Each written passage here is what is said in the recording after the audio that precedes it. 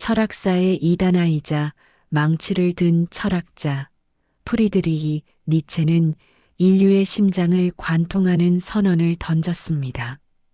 신은 죽었다. 이 선언은 단순히 특정 종교에 대한 부정이나 공격이 아닙니다. 우리가 오랫동안 매달려온 절대적인 가치관, 부모님이 정해준 정답, 사회가 강요해온 도덕의 사슬이 송두리째 무너졌음을 의미합니다.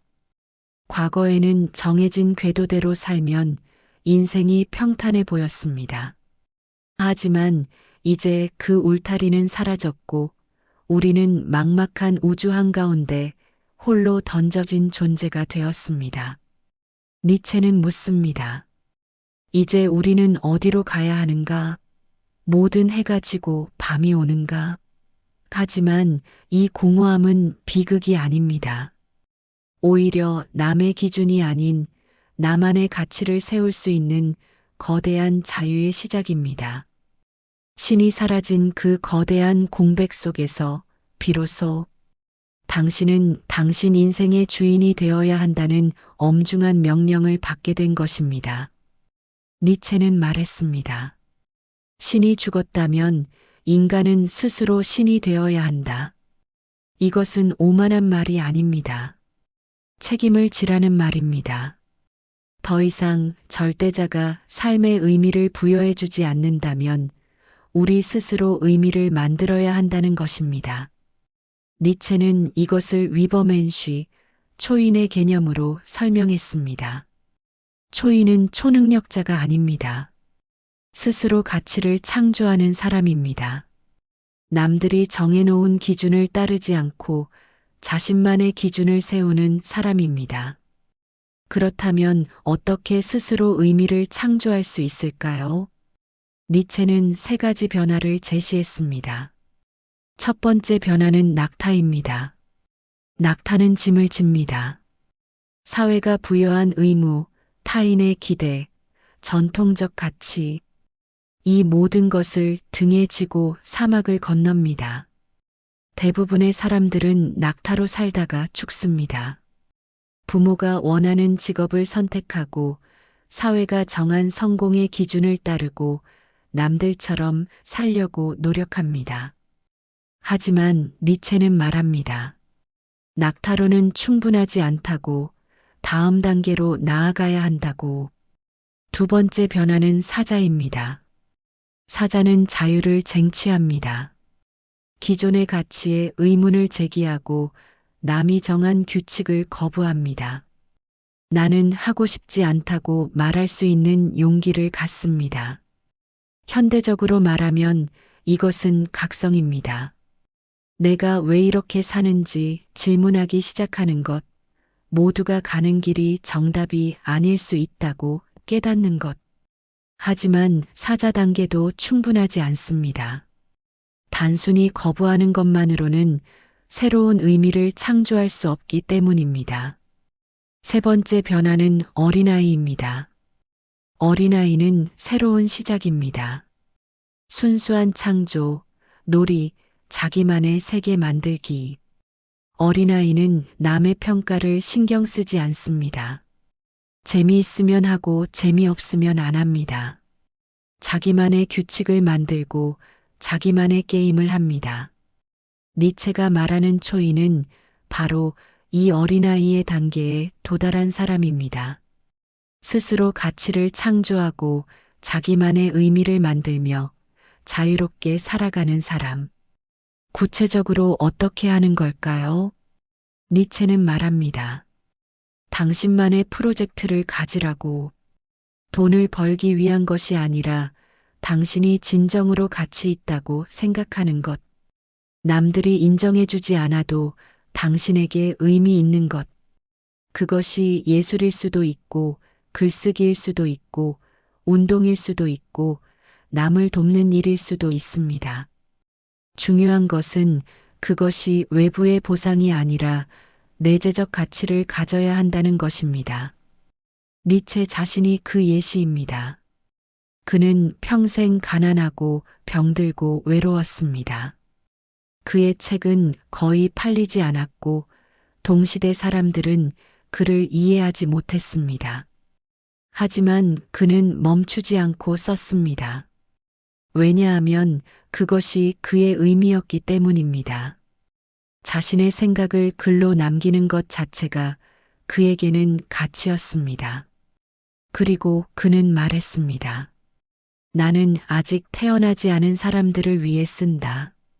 실제로 그는 죽은 후에야 인정받았습니다. 하지만 그것은 중요하지 않았습니다. 그는 이미 자신의 삶에 의미를 부여했기 때문입니다. 현대인들은 늘 고통을 회피하고 편리함만을 쫓습니다. 하지만 니체는 단호하게 외칩니다.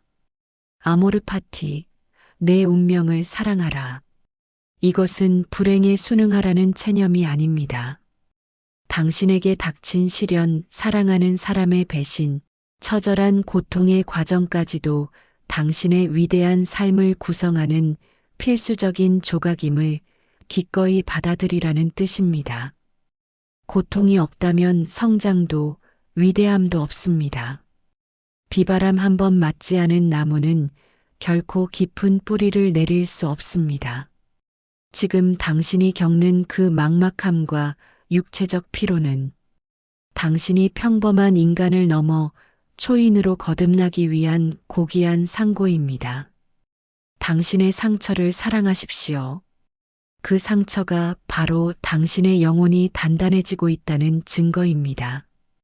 영혼액이 당신의 삶을 다시 살 수 있는가? 니체는 의미 있는 삶을 판단하는 궁극적인 질문을 던집니다. 영혼회귀의 사고 실험입니다. 만약 당신이 지금의 삶을 똑같이 무한히 반복해야 한다면 어떻겠습니까? 같은 선택, 같은 실수, 같은 고통, 같은 기쁨, 모든 순간을 영원히 되풀이해야 한다면 당신은 그것을 받아들일 수 있습니까? 아니면 절망하겠습니까? 니체는 말합니다. 만약 당신이 그 생각에 절망한다면 당신은 잘못 살고 있는 것입니다. 만약 당신이 그 생각을 받아들일 수 있다면 당신은 제대로 살고 있는 것입니다. 이것은 엄청난 기준입니다. 대부분의 사람들은 자신의 삶을 다시 살고 싶어 하지 않습니다. 월요일 아침의 출근, 상사의 잔소리, 끝없는 야근, 외로운 주말. 이것을 영원히 반복한다는 생각만으로도 끔찍합니다. 그렇다면 왜 그렇게 살고 있습니까? 니체는 묻습니다. 당신은 정말로 당신이 원하는 대로 살고 있습니까? 아니면 그냥 사라지는 대로 살고 있습니까? 영혼회귀의 질문은 당신을 각성시킵니다. 지금 이 순간을 다시 살아도 괜찮을 만큼 충실하게 살고 있는가? 내일 죽어도 후회 없을 만큼 오늘을 살았는가? 니체는 이것을 운명의 아모르 파티라고 불렀습니다. 자신의 운명을 사랑하는 것, 삶의 모든 순간을 긍정하는 것, 고통도 기쁨도 실패도 성공도 모두 받아들이고 그것을 사랑하는 것. 이것이 니체가 제시한 궁극적인 삶의 태도입니다. 그리고 이것은 수동적 체념이 아닙니다. 능동적 긍정입니다. 삶을 있는 그대로 받아들이면서도 동시에 최선을 다해 살아가는 것. 운명을 사랑하면서도 운명을 창조하는 것. 니체는 말했습니다. 나의 공식은 이것이다. 운명에, 즉 다르게 되기를 바라지 않는 것. 앞으로도 뒤로도 영원히. 신이 죽은 시대를 사는 법. 니체가 신은 죽었다고 선언한 지 140년이 지났습니다. 그의 예언은 정확했습니다. 현대인은 방향을 잃었고 허무주의에 빠졌으며 작은 쾌락으로 도피하고 있습니다. 하지만 니체는 절망만 이야기한 것이 아닙니다. 그는 새로운 가능성을 보여줬습니다. 신이 죽은 세상은 끝이 아니라 시작입니다. 더 이상 외부의 권위가 당신에게 의미를 부여해 주지 않는다면 당신 스스로 의미를 만들어야 합니다. 이것은 두려운 일이지만 동시에 자유로운 일입니다. 당신은 선택할 수 있습니다. 남들이 정해놓은 길을 따라갈 것인가 아니면 당신만의 길을 만들 것인가. 안전하지만 공허한 삶을 살 것인가 아니면 위험하지만 의미 있는 삶을 살 것인가. 니체는 당신에게 용기를 주고 싶었습니다. 스스로 서는 용기, 스스로 생각하는 용기, 스스로 의미를 창조하는 용기. 그는 말했습니다. 당신이 될 수 있는 사람이 되어라. 사회가 원하는 사람, 부모가 원하는 사람, 타인이 기대하는 사람이 아니라 당신이 진정으로 되고 싶은 사람, 그것을 향해 나아가는 것.